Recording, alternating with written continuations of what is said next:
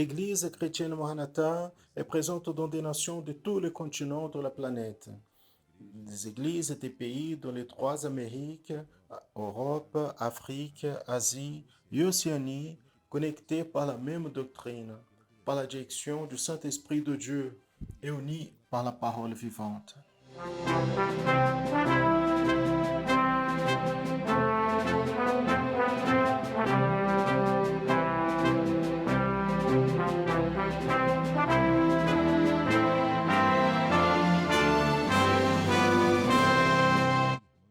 Des frères et sœurs de toutes les parties du monde participent d'un même culte, ensemble, dans un même corps et dans un même esprit. À travers le système de transmission, les membres de l'Église chrétienne Maranatha de toute la planète vivent un moment d'unité et de communion, comme l'ont vécu les Hébreux à leur sortie d'Égypte et les disciples avec le Seigneur Jésus à la veille de sa mort à la croix du Calvaire. Des personnes de toutes les parties du monde sont touchées par l'évangile éternel et par le message du retour imminent du Seigneur Jésus.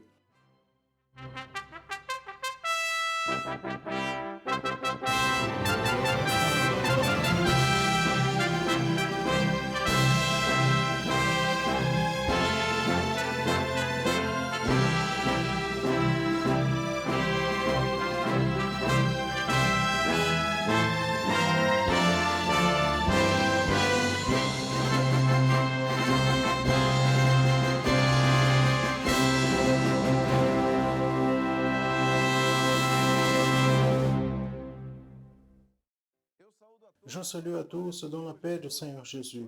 Nous sommes l'Église chrétienne Maranatha.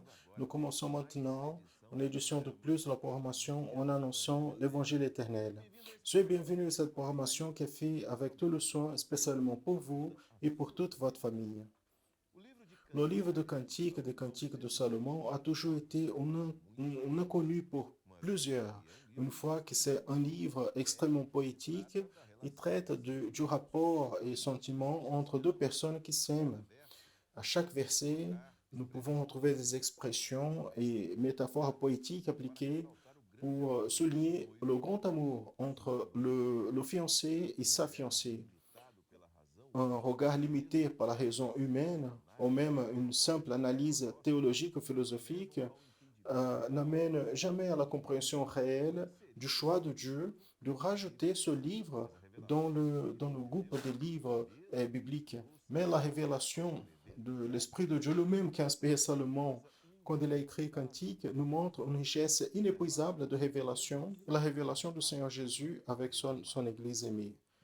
Dans la promotion d'aujourd'hui, dans le volet Leçon du Manaïm, je reçois le pasteur Serge Souza pour parler sur l'introduction au livre de Cantique qui exprime le plus grand amour qui a déjà existé. Juste après, dans le volet accessibilité, le professeur Maria Lucia Mansour nous parlera sur le besoin d'avoir un nouveau regard sur les déficients visuels. Dans le volet Parfaite louange, la sœur Laïs Figueras nous enseignera la louange au berger d'Israël, maintenant pour le clavier. Et dans l'étude pour les enfants intermédiaires et adolescents, le professeur Laetitia Lino, dans la thématique Cantique des Cantiques, nous parlera sur le secret du livre des Cantiques. Assistez maintenant le volet Leçon du Manaïm.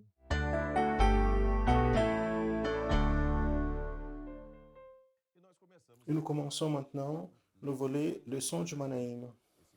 Ce volet auquel on traite toujours des thématiques qui sont liées à l'école biblique dominicale de l'Église chrétienne Maranatha.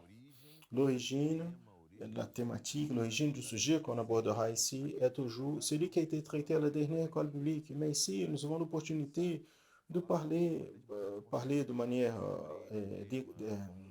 donc plus à l'aise en abordant les aspects et en élargissant la compréhension. C'est pour cela que c'est important que les gens regardent cette partie de la formation.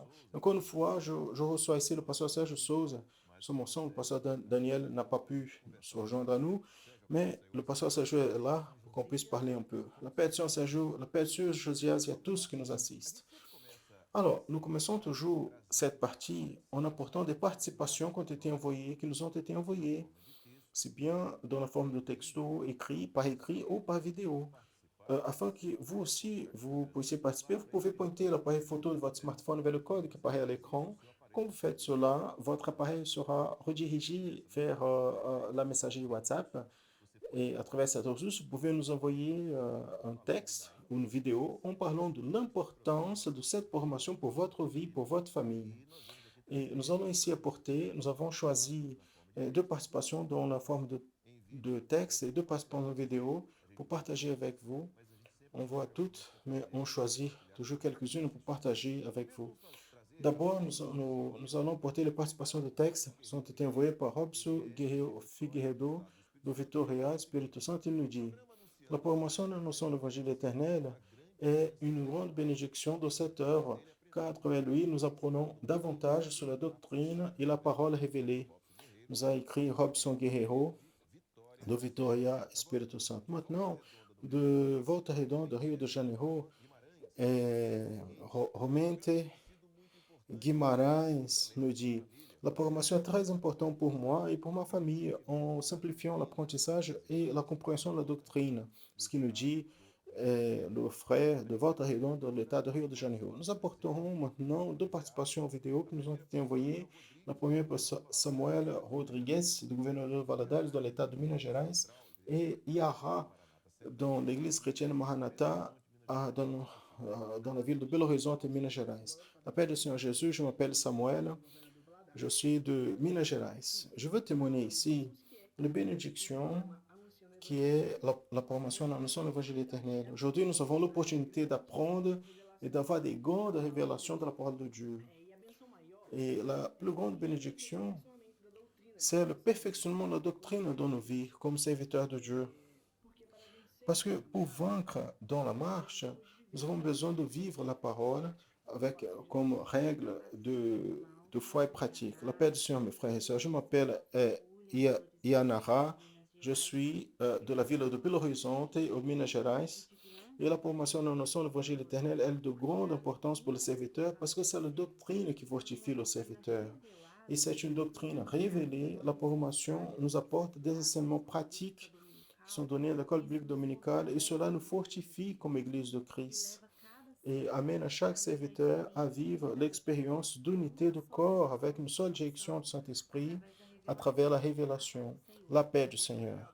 Merci beaucoup Robson, Samuel, Yanara et à tous qui nous ont envoyé votre participation en rappelant pour participer, il suffit d'utiliser le code qui est affiché à l'écran et vous pouvez nous envoyer un message écrit ou une vidéo en parlant sur l'importance de la formation en annonçant l'évangile éternel pour votre vie et aussi pour votre famille.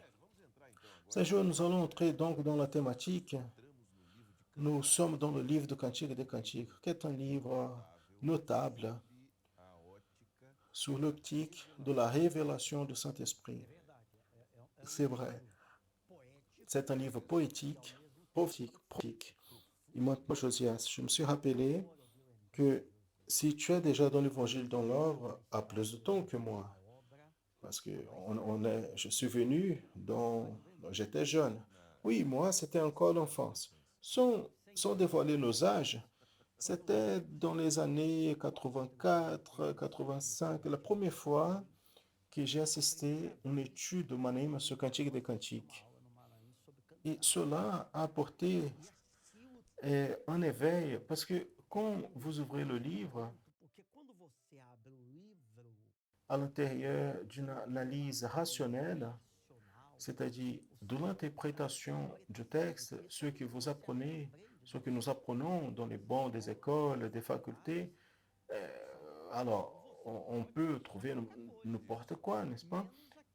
Sauf ce qui en effet le livre il est, qui est une prophétie notable, extrêmement profonde, avec un point important qui pointe vers l'amour qui existe vers le Dieu le Père, Dieu Fils, Dieu Saint-Esprit, pour l'homme, particulièrement le chrétien, l'Église fidèle.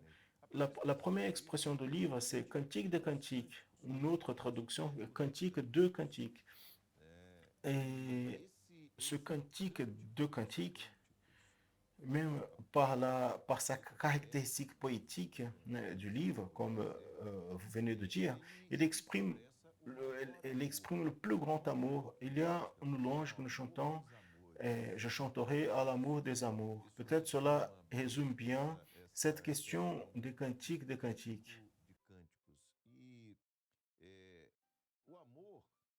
Et l'amour de Dieu par l'homme, lui le dit qu'il a aimé le monde de telle manière qu'il a donné son Fils. Il n'existe pas d'amour plus grand de le Père vers le Fils. Et la parole dit que l'amour de Dieu est si grand que le plus grand amour qui est possible de se sentir, Dieu a donné le Fils, afin que tous ceux qui croient en lui ne périssent pas, mais aient la vie éternelle. Et au même instant, le Seigneur Jésus a donné sa vie au calvaire. Vous pouvez commenter un peu sur cet grand amour. Alors, quand nous parlons d'amour, et à l'intérieur de ce rapport de Père, Dieu Fils et Jésus, alors, Josias, tu as deux enfants, moi aussi. Qu'est-ce que tu ferais par ton enfant? N'importe quoi, n'est-ce pas? Tout ce que serait possible, n'est-ce pas? Et même l'impossible. Euh, Même l'impossible. Mais qu'est-ce que tu ferais contre ton fils? Spécialement, qu'est-ce que tu ferais contre ton fils pour secourir les pires des personnes, parmi elles nous? Donc, Dieu Père, il a pris son seul fils, le texte que tu viens de citer, et a donné, c'est-à-dire, tu vas mourir, tu vas habiter dans un corps humain. Jésus, pendant ces 33 ans, n'est-ce pas, il a souffert de tout ce que nous souffrons continuellement dans notre vie, mais un peu plus, beaucoup plus, plus des injustices et tout cela. Donc, mon fils, tu vas là, tu vas te donner, tu vas être injusticé, persécuté, maltraité, tu vas vivre de besoins, tu vas mourir. Mais pourquoi? Et moi, je suis en train d'illustrer. Pourquoi? Ah, parce que j'aime tous ces pécheurs et d'autres qui viendront de telle manière que je vais sacrifier ou donner mon fils en sacrifice pour amour à l'homme. Par amour à l'homme. Qui a cet amour à donner? Il n'existe pas. On va lire un texte de la Bible, parler un peu sur cela. Éphésiens chapitre 3, verset 19. Il parle de ce sujet. Et de connaître l'amour de Christ qui excède à toute compréhension afin que vous soyez remplis de toute la plénitude de Dieu. Quelle chose excède à toute compréhension? C'est parce que ce que nous venons de parler ici, maintenant, Josias, comment on peut comprendre cela? On ne peut pas comprendre. Comment est-ce que c'est lui qui est le créateur de tout, il a fait le ciel, la terre. Jésus, dans un moment donné, il a dit, dans la maison de mon Père, il y a beaucoup d'habitations. Donc, il a préparé la place pour nous, pour le pécheur, pour que le pécheur puisse habiter. Et pour cela, il a été nécessaire de donner le Fils. Mais l'amour de Dieu serait déjà suffisant. Donc, cela est manifesté par les miséricordes, parce que pendant que nous vivons dans ce monde, 50, 80, 100 ans, il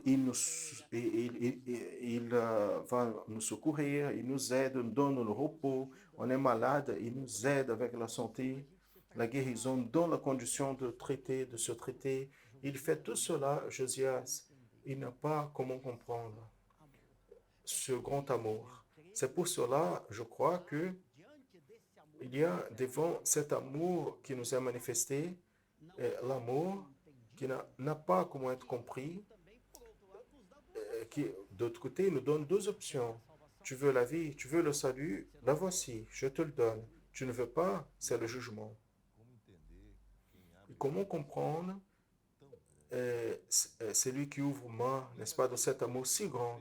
On va lire un texte de la parole du Seigneur, premier épître de l'apôtre Jean, chapitre 4, verset 9 et 10, qui nous dit: En cela s'est manifesté l'amour de Dieu envers nous, que Dieu envoie son Fils unique au monde, afin que par lui nous vivrons.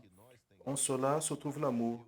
Pas que nous ayons aimé à Dieu, mais que lui, il nous a aimés et a envoyé son Fils pour la propitiation de nos péchés. La parole encore, elle dit cela, n'est-ce pas, l'amour de lui. Et il nous a aimés d'abord. Jésus a dit, n'est-ce pas, vous ne m'avez pas choisi, mais moi je vous ai choisi à vous. Donc ce que nous lisons dans ce verset, Josias, je ne pourrais pas faire cela, ni vous. La personne plus intelligente qui a déjà eu, plus célèbre, puissante, riche, aucun homme pourrait le faire. Cet acte a été unique de Dieu. Et, c'est notre amour. Qu'est-ce qu'il veut de nous? C'est notre cœur, de fait de nous rendre à lui.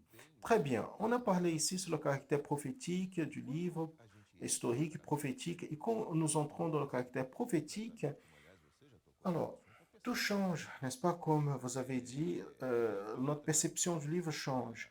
Le livre, il apporte une poésie d'amour. Je vais utiliser ici entre le fiancé et la fiancée, entre deux personnes, un homme et une femme, n'est-ce pas? Donc, cela est clair dans la lecture rationnelle de tout le livre et est incompris par beaucoup, d'ailleurs. Beaucoup pensent que c'est difficile le fait que ce livre fasse partie de la Bible.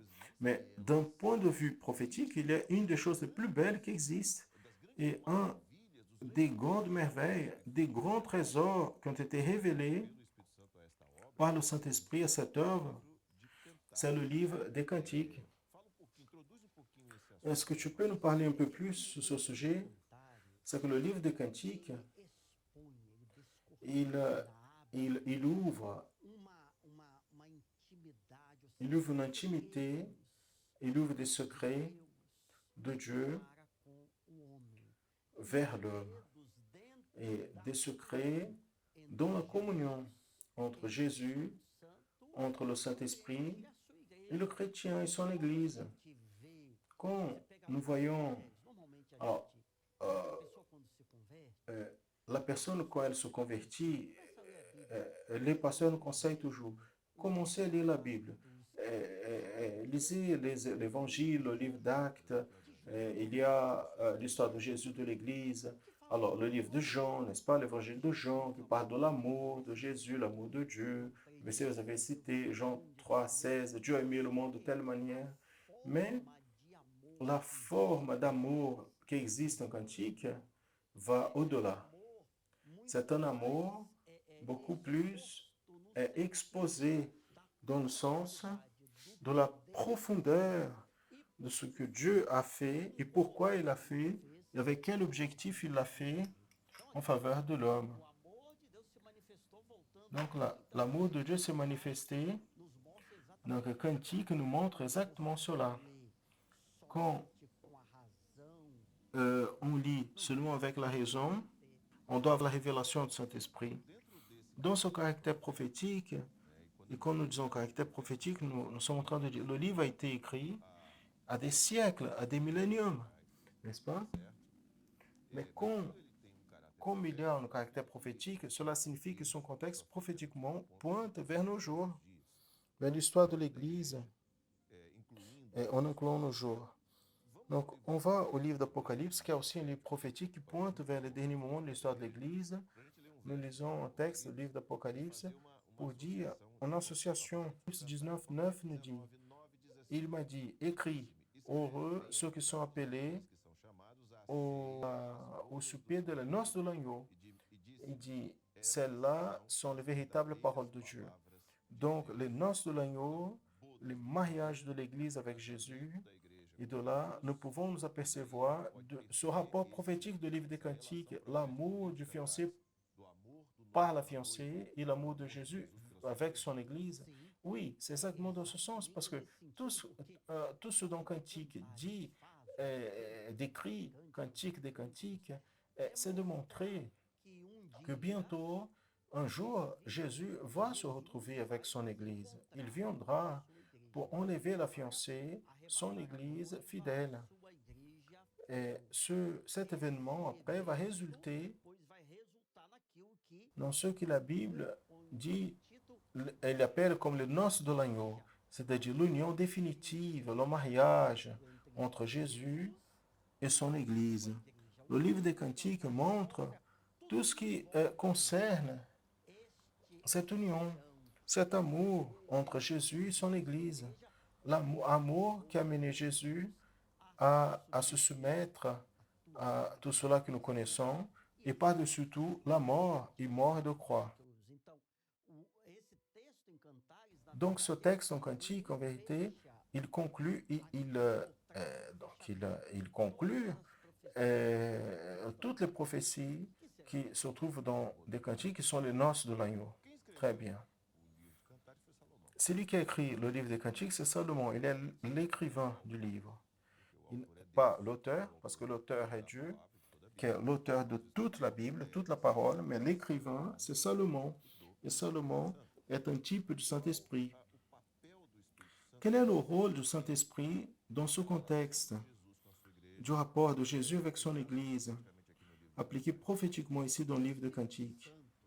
Le Saint-Esprit, de la même manière, Josias, allons-y, pour être très didactique.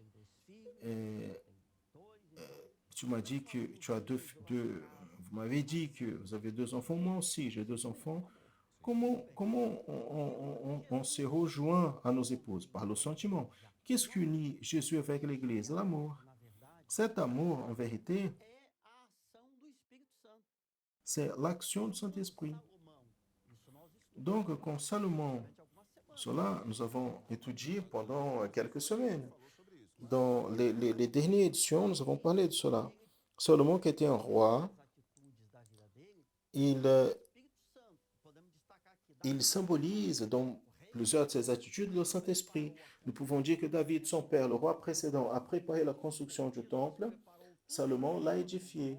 Jésus a préparé tout pour le salut de l'homme en allant à la mort de croix, en versant son sang, et le Saint-Esprit, le jour de la Pentecôte, a commencé à édifier une église fidèle et sauvée en Jésus.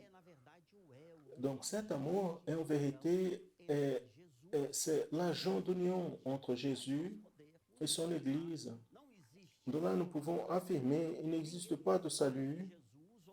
Personne est en Jésus ou dans la présence de Dieu sans le Saint-Esprit, qui est le Saint-Esprit qui nous unit, qui nous amène au Père. Nous allons lire ici un texte de la Bible, l'évangile de Jean, chapitre 14, verset 16, qui dit: Et moi, je demanderai au Père, et lui, il vous donnera un autre consolateur, afin qu'il soit avec vous pour toujours, l'Esprit de vérité que le monde ne peut pas recevoir, parce qu'il ne voit pas ni le connaît. Mais vous le connaissez, car il habite en vous et sera en vous. Donc Jésus le laisse, il vient, il réalise le projet, il meurt à la croix de Calvaire, ressuscite, il laisse ce legs, nous pouvons dire, parce qu'en vérité, si nous regardons l'histoire du projet de Dieu, nous voyons l'opération du Père dans l'Ancien Testament, l'opération du Fils pendant son ministère, l'opération du Saint-Esprit dans l'histoire de l'Église, depuis son début jusqu'au moment de l'enlèvement de l'Église. Donc nous voyons le Saint-Esprit comme le lien, n'est-ce pas, le maillon de liaison. Alors, ce texte ici parle de sa mort. Et quand Jésus, il était vivant, pendant son ministère, avec Pierre, Jean, Jacques et Matthieu, et tous ceux qui le suivaient, donc ses disciples, il parlait à eux, comme nous sommes en train de parler ici. Ah, Seigneur, il y a ici une personne malade. Donc Jésus allait, priait, la personne était bénie. Mais comment nous faisons cela? Quel est l'enseignement, la direction pour telle situation? Jésus, il avait la réponse à tout. Mais lui, comme un corps humain, il est parti. Il est mort, il est ressuscité, il est monté au ciel. Et maintenant, comment nous allons vivre? Des religieux en train de se rappeler d'une histoire où ce que Jésus a fait pendant les 3 ans de ministère, il va continuer à faire. ces choses-là seraient perpétuelles dans l'histoire de l'Église. Oui, ce qu'il dit, il sera avec vous pour toujours, il habitera avec vous. Quelle bénédiction. 2 Corinthiens chapitre 13, verset 13 nous dit, la grâce du Seigneur Jésus-Christ et l'amour de Dieu et la communion du Saint-Esprit soient avec vous tous. Amen.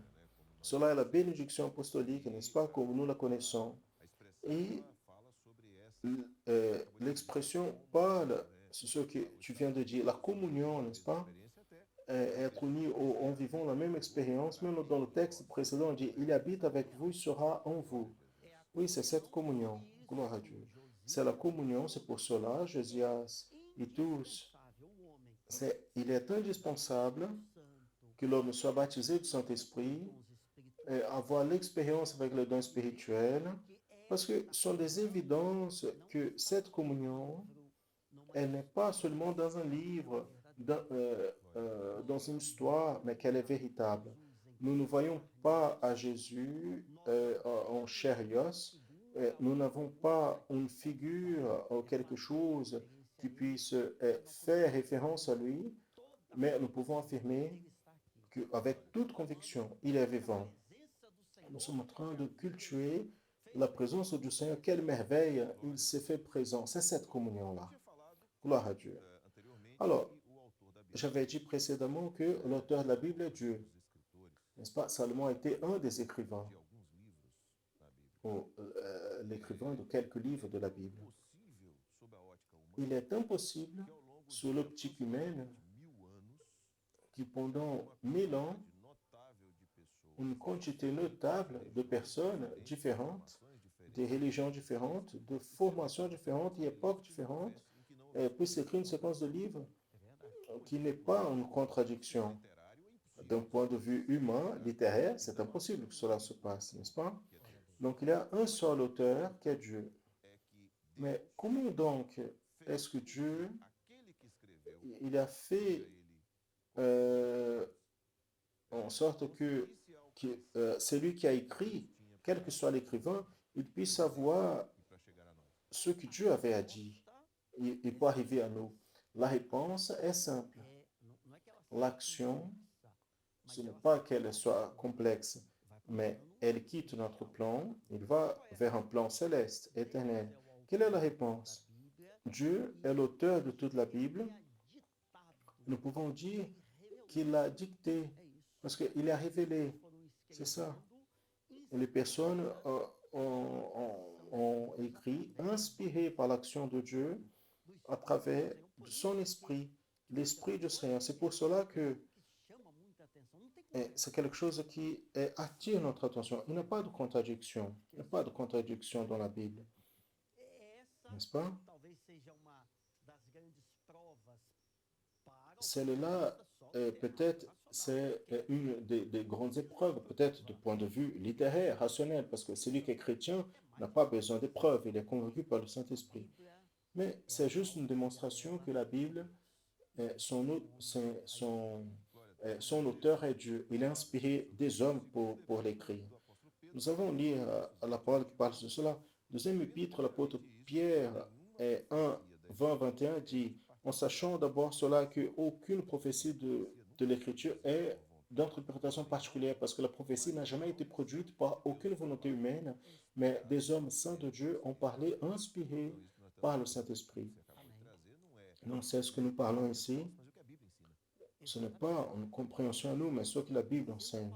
Exactement. Ça, c'est l'enseignement de la parole.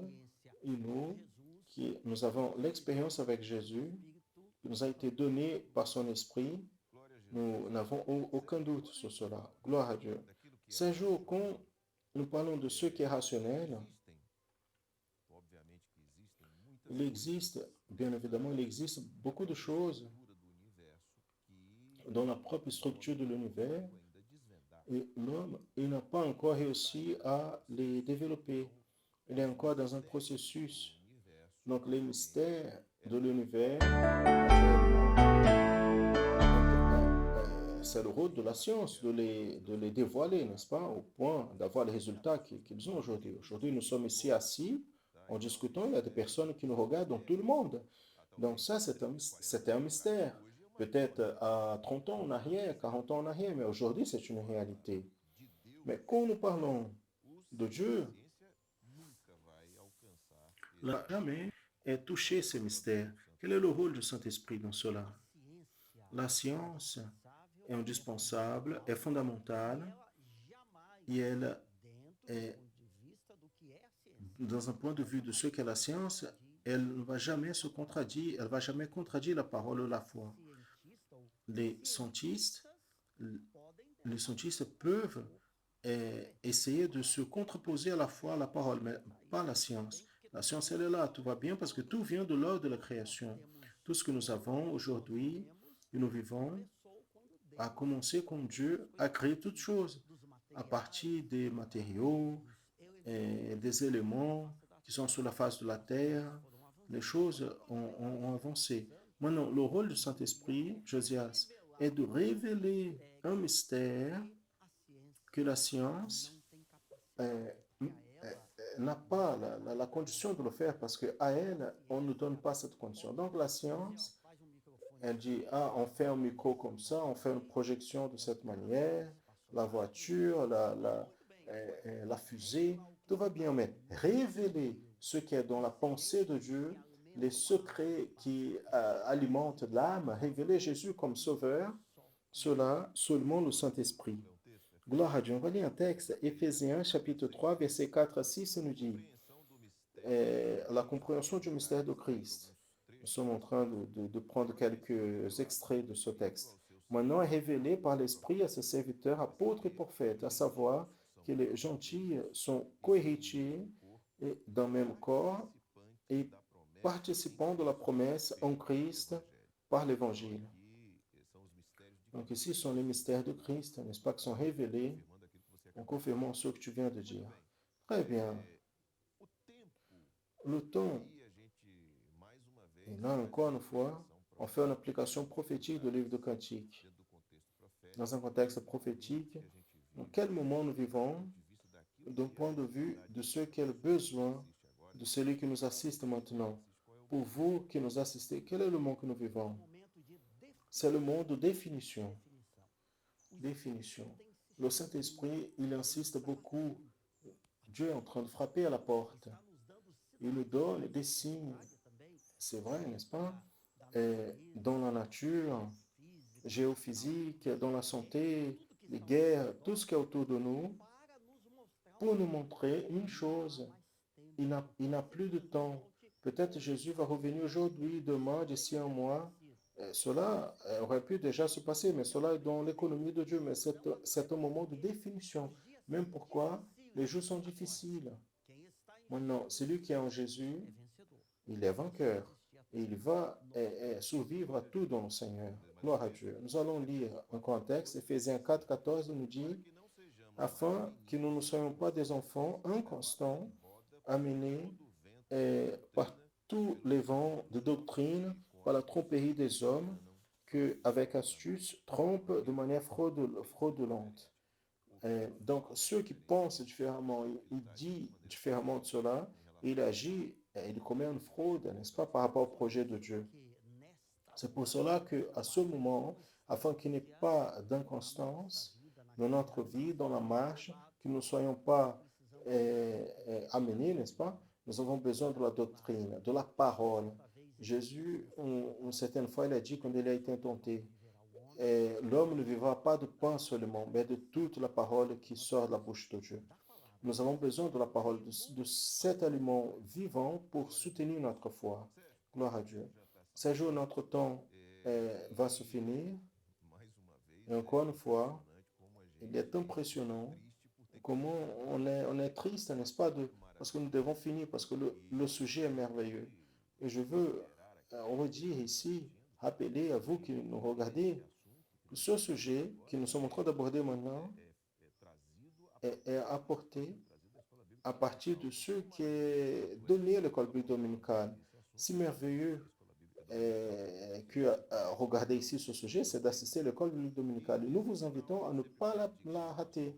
Et cette fin, nous demandons toujours, le pasteur qui est là avec nous, des fois c'est Daniel, apporte une parole à ceux qui nous regardent.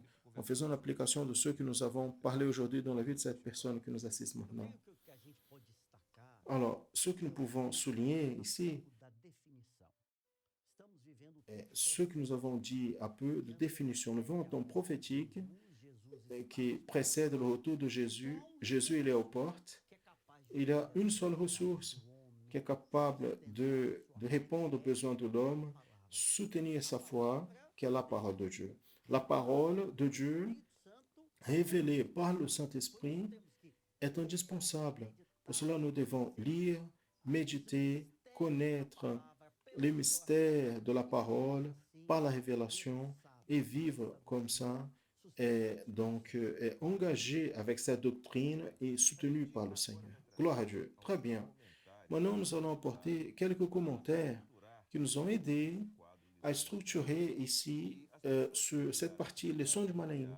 Et ceux qui nous ont envoyé leurs commentaires l'ont fait en utilisant le code qui apparaît maintenant. Je veux rappeler que celui-ci est différent du premier que nous avons mis au début de la programmation.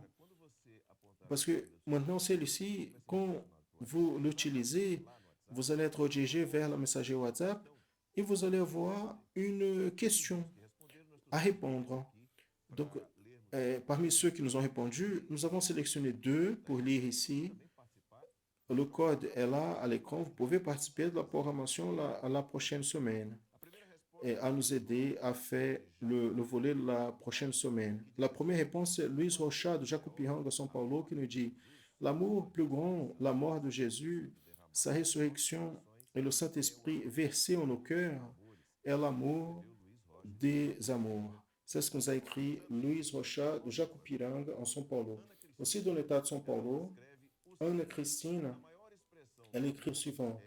La plus grande expression de l'amour est le versement du Saint-Esprit sur l'Église en la préparant pour l'enlèvement scellant avec le Saint-Esprit de la promesse. Anna Christina de São Paulo, capitale. Merci Anna et Luis Rocha de nous avoir envoyé leur participation. En rappelant que le QR code est là.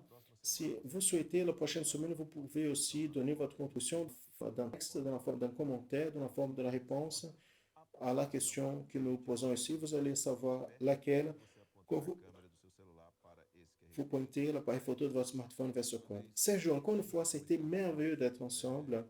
Nous passons la semaine en attendant, n'est-ce pas, le moment de la formation pour se retrouver et parler des choses du Seigneur qui sont merveilleuses. Rien meilleur que cela. La paix du Seigneur Josias, la paix du Seigneur à tous. Paix sur Sergio.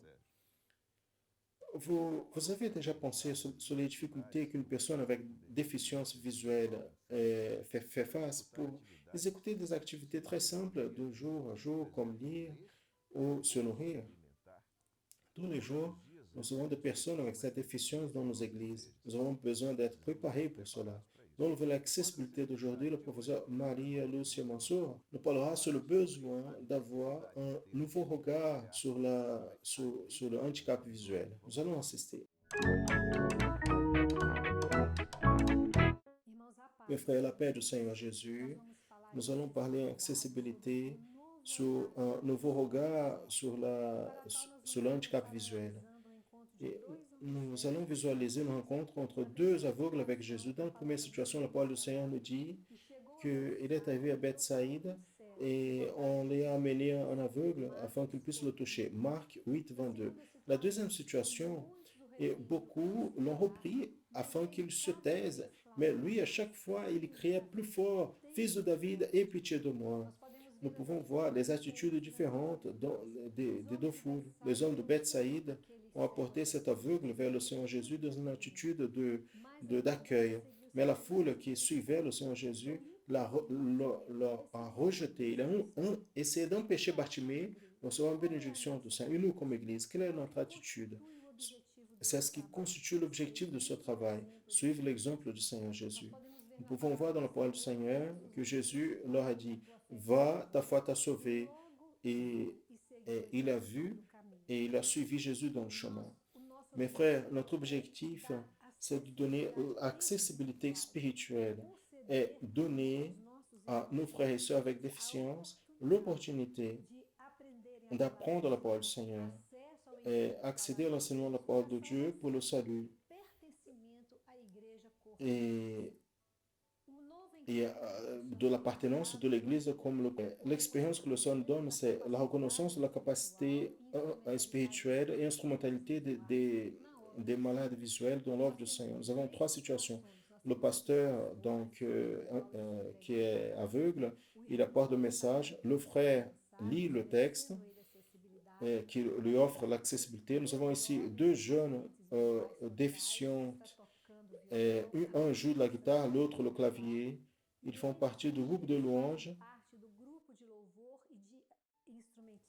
et de musiciens de l'église et offrent au Seigneur un travail très bon. Et dans la troisième situation, nous avons ici une photo d'une serviteur du Seigneur, la sœur Nilda, qui donne l'étude dans le séminaire des adolescents. Et la sœur nous a fait un commentaire qui a sensibilisé. Quand elle s'est rendue compte qu'elle n'avait pas toute sa vision, elle a dit, Pasteur, j'ai une vision baisse, mais je suis la même servante du Seigneur et je veux continuer à faire l'œuvre de Dieu. J'ai besoin d'accessibilité.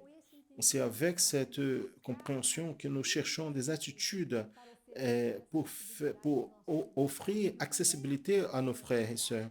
Et la premier pas vers cette pratique, c'est offrir l'accessibilité par rapport à la demande et l'approbation des moyens et outils appliqués. Tout ce que nous offrons à nos frères et sœurs handicapés, donc nous prenons en compte leurs besoins et priorités. Pour finir, mes frères, l'accessibilité, c'est l'œuvre du Seigneur. La parole dit que Jésus a dit qu'il l'appelle. Et on l'appelait l'aveugle, on dit, aie courage, lève-toi qu'il t'appelle. Nous avons ici la situation de trois brebis avec des yeux noirs, rappelant à nous que nos frères et sœurs handicap visuel participent du troupeau du Seigneur. Et le Seigneur Jésus, il pourrait avoir des attitudes différentes. Il aurait pu appeler Bartimée, et- et- mais le Seigneur voulait donner une nouvelle mentalité, prenne qu'il peut participer de ce processus merveilleux d'évangélisation, de salut et de partage de bénédiction. Ça, c'est le travail que nous avons et nous nous proposons à faire. Si vous voulez des informations sur ce travail, vous pouvez accéder aux emails accessibilité icmdv@gmail.com ou accessibilité@presbyterio.org.br. Nous allons avoir un grand plaisir partager nos expériences avec les frères et sœurs. La paix du Seigneur Jésus. La sœur Laïs est en train d'apprendre cette séquence du volet parfaite louange, la louange au berger d'Israël. Aujourd'hui, nous allons apprendre cette louange pour le clavier. Donc, prenez votre instrument et nous allons apprendre.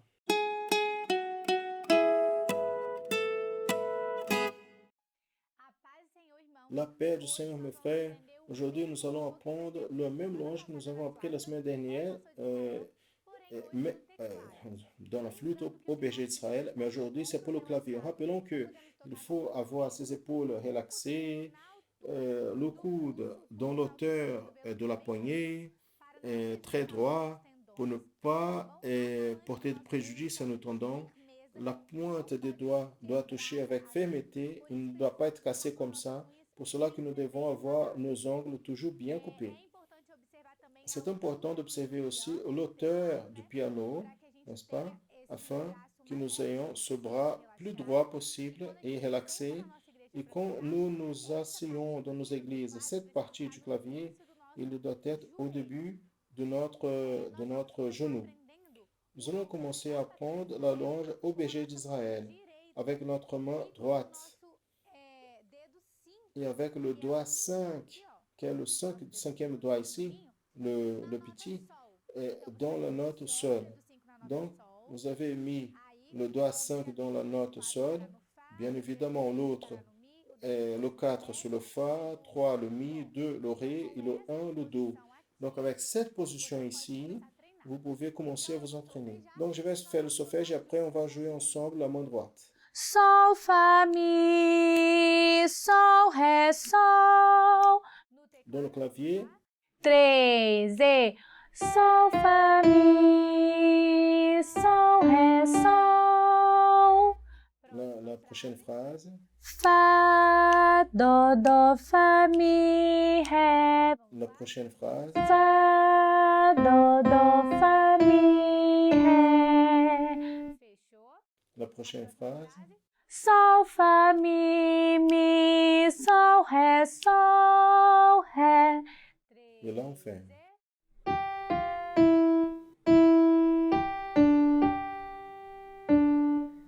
La prochaine phrase. Do, Fá, Mi, Ré, Dó. E aí fecha. 3 e Do, Fá, Mi, Ré, Dó. Fechou? Alors, la chose intéressante de cette louange, regardez, jusqu'à présent, on n'a pas changé notre main de place. La main, elle est là, le plus relaxé, Maintenant, on va changer la main parce que on va vers le cœur. Donc, on va enlever le Do. On va quitter le 2-3 parce que je vous ai déjà dit, parce que le Do central, c'est le 2-3. Do 2, Do 1, Do 0. Do 3, on va le Do 4. Et là, on va prendre le Do 4, là, dans les aigus, avec le Do 5. Regardez, on quitte le Do 3, on va vers le Do 4. Et là, on va faire comme ça, en solfégeant. Do, Si, Mi. Amém. 3 e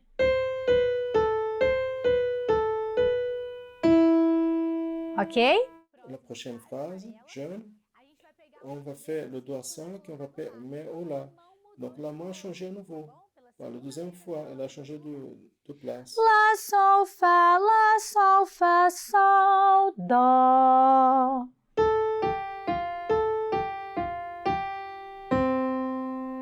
Ok?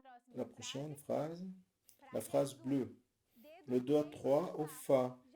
On était déjà le doigt 3 au Fa. Donc, Fá, Mi, avec moi. 3 e Maintenant, on va changer à nouveau la main de place. Doigt 3 au La. Lá, Si, Dó, Si. Avec moi, 3 et...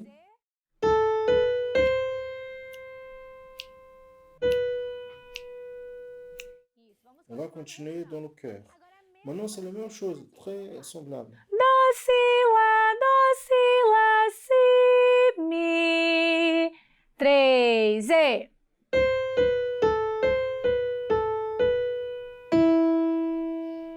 Lá, Sol, Fá, Sol, Dó.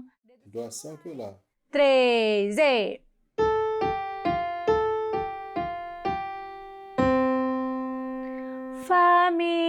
Fá, Mi, Mi. Le doigt 3 au Fa. 3 e Doigt 3 au La. Lá, Si, Dó, Si, Lá. On fait avec moi. 3 e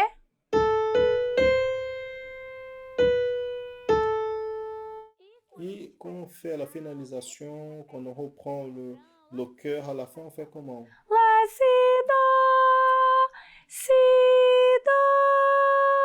Qui est le Do dièse, la note qui est au dehors de la gamme. C'est une exception. En Do majeur, il n'y a pas le Do dièse, mais dans cette louange, il y a une exception. Exception. 3 e Lá, Si, Dó. Amen.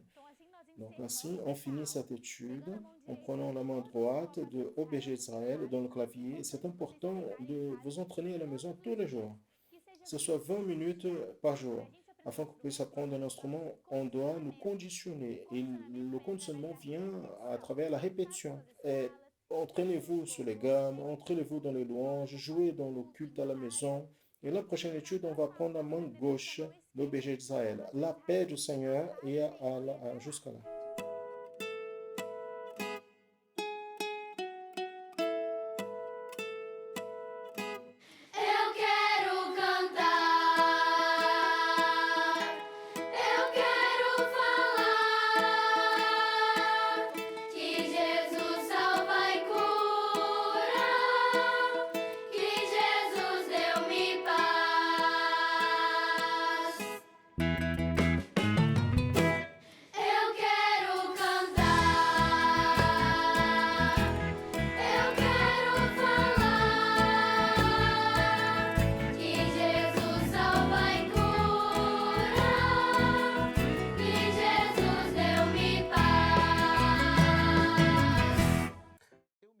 Je me rappelle de la période de mon adolescence quand le pasteur Dodd enseignait la synthèse de la Bible dans le manuel de Miss Martins. Dans cette étude, nous avons appris que le livre de Cantique de Salomon est considéré comme un livre poétique, exactement par la caractéristique d'apporter des expressions de l'amour du fiancé avec la fiancée et vice-versa. Mais ce livre, il y a un inestimable contenu prophétique, exactement pour exprimer le plus grand amour qui a déjà existé, l'amour de Jésus pour son Église. Aujourd'hui, dans l'étude pour les enfants intermédiaires et adolescents, le professeur Laetitia Lirio nous parlera sur Cantique des Cantiques, le secret du livre de Cantiques.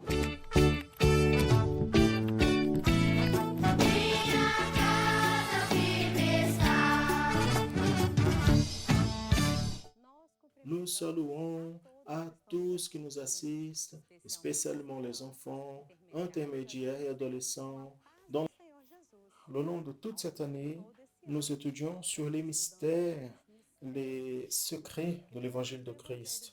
Et aujourd'hui, spécialement, nous parlerons sur le secret du livre de la Bible, le livre de Cantique des Cantiques. C'est lui qui a écrit ce livre et quel est son objectif pour nous qui sommes serviteurs du Seigneur. Nous allons ainsi lire le texte de la parole de Dieu qui est projeté dans le diapositive qui nous dit Cantique des Cantiques qui est de Salomon. Livre de Cantiques, chapitre 1, verset 1. Mais afin qu'on puisse commencer cette étude, tout d'abord, nous avons besoin de savoir que Dieu est l'auteur de tous les livres de la Bible et que lui, il a envoyé son Saint-Esprit pour inspirer ses serviteurs pour écrire ces livres. Et un de ses serviteurs a écrit le livre de Cantiques, a été le roi Salomon. Vous vous rappelez de lui? Lui, c'est lui qui a été fils de David, qui a remplacé David quand il est mort, comme en conduisant le peuple d'Israël. Nous avons besoin de savoir aussi l'objectif plus grand de la Bible est nous révéler Jésus comme notre Sauveur. Et pour cela, la Bible nous montre des personnes qui sont un type qui représente le Seigneur Jésus et son Église. La Bible, elle utilise des figures, des personnes, des objets, et afin que ce soit mieux exprimé, nous allons nous rappeler de quelques études précédentes quand nous avons vu à propos d'Isaac et Rebecca. Vous vous rappelez? Donc nous avons vu sur le mariage d'Isaac et Rebecca, et nous avons dit que Isaac symbolise le Seigneur Jésus, et Rebecca symbolise l'Église fidèle, et que ce mariage représente l'enlèvement de l'Église, quand le Seigneur Jésus viendra chercher son Église aimée.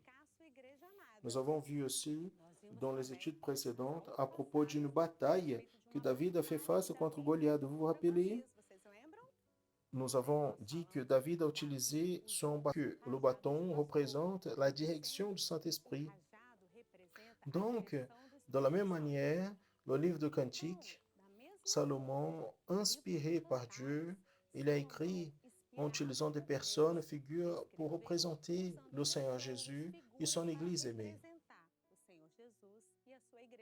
Et le principal objectif de ce livre de Cantiques est de montrer que le plus grand amour de ce monde, qui est l'amour du Seigneur Jésus par son Église, et aussi de l'Église par Jésus. Mais pourquoi nous pouvons dire que celui-là est le plus grand amour de ce monde? Parce que le Seigneur Jésus, il a donné sa vie pour nous. Et quel amour est plus grand que celui-là? En parlant en amour, nous ne pouvons pas oublier qu'aujourd'hui, nous vivons des jours où l'amour a refroidi dans le cœur de beaucoup. Et cela est prophétique, parce que le propre Seigneur Jésus, dans l'évangile de Matthieu, nous a dit que les derniers jours, cela se passerait. Mais il y a en Église un peuple qui ne vit pas cette expérience. Il ne laisse pas l'amour se refroidir dans leur cœur, parce qu'elle aime Jésus. Elle l'aime de tout son cœur. Et ce peuple est un peuple choisi. Vous voulez faire partie de lui? Vous pouvez le faire. Et cette Église, ce peuple, il il ne laisse pas les choses du monde entrer dans son cœur parce que il ne laisse pas, il ne prête pas l'oreille aux voix du monde, la voix qui vient pour enlever la bénédiction, la communion. Non, cette Église, elle entend et elle reconnaît la voix de son aimé, comme est écrit dans le livre de Cantiques des Cantiques, chapitre 2, verset 8, qui dit, voici la voix de mon bien-aimé. Cette Église reconnaît que le Seigneur Jésus, un jour, est venu au monde comme un homme. Il est mort pour nos péchés. Il nous a donné le droit au salut. Cette Église, elle donne la valeur à cet amour merveilleux parce que le Seigneur nous a aimés de telle manière que lui, il est venu et a donné sa vie pour nous. C'est pour cela que nous pouvons affirmer que le Seigneur Jésus, il t'aime, il aime ma vie. Et le Seigneur Jésus, il ne nous laisse pas tomber. C'est pour cela que nous pouvons conclure cette étude en vous posant une question. Est-ce que vous aimez Jésus comme le plus grand amour de votre vie? Vous avez senti cet amour? Vous avez entendu la voix de Jésus à parler à votre cœur? Et je vous invite aujourd'hui à dire avec foi que le Seigneur Jésus est votre aimé et que vous attendez, vous voulez son retour pour vous chercher. Vous cherchez pour habiter avec lui à l'éternité, que vous puissiez ainsi sentir ce désir d'aimer le Seigneur de tout votre cœur, de faire partie de cette Église qui va habiter à l'éternité. Que le Seigneur puisse ainsi nous bénir avec sa parole. Nous disons au revoir à tous dans la paix du Seigneur Jésus.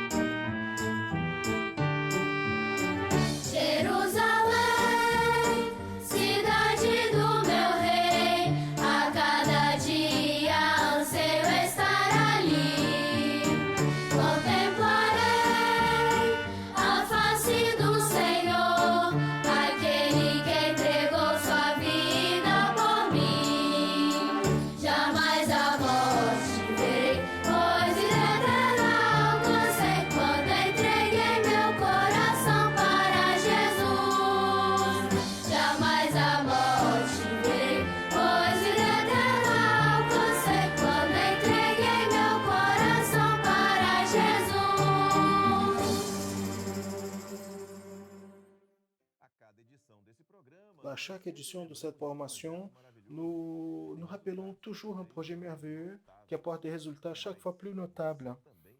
Et vous aussi, vous pouvez vous bénéficier de ce projet. C'est le projet d'assistance spirituelle de l'Église chrétienne Maranatha. Et vous allez savoir comment il est simple de participer. Il suffit de faire un appel. Cet appel, d'ailleurs, est gratuit. Il peut être fait toujours quand vous avez besoin. Le numéro est celui qui apparaît à l'écran, 0800 707 376. La personne qui va vous répondre va transmettre une parole de la part du Seigneur pour votre vie, va prier pour vous, et tout cela complètement gratuit. Pointez l'appareil photo de votre smartphone vers le code qui apparaît ici à l'écran. Votre appareil sera redirigé vers cet appel. Et encore, nous n'allons vous demander rien du tout, aucune contribution financière, offrande. Nous n'avons rien demandé. Tout est gratuit. Vous pouvez appeler toujours quand vous avez besoin. Vous voulez connaître davantage sur l'Église chrétienne Maranatha et sur nos projets, accédez à nos réseaux sociaux. Vous pouvez aussi télécharger les applications de l'Église chrétienne Maranatha et de la radio Manaïm, qui est notre radio. Là, vous entendez des louanges, messages bibliques 24 heures et vous pouvez encore partager nos contenus. Ici, dans notre canal YouTube, vous retrouvez aussi une quantité immense de contenus que vous pouvez accéder. Mais je veux attirer l'attention vers un qui est spécial, c'est l'école biblique dominicale. Tous les dimanches à 10 heures du matin, vous assistez à l'école biblique dominicale ici dans notre canal. Et maintenant, à partir de ce mois de juillet, vous recevez ici de nouveaux contenus dans le programme spécial dans la TV Manaïm. L'adresse c'est tvmanaim.com.br. Ainsi, nous arrivons à la fin de cette édition de la formation en annonçant l'évangile éternel. La semaine prochaine, si Dieu nous permet, nous serons ensemble encore une fois. Maranatha, le Seigneur Jésus vient.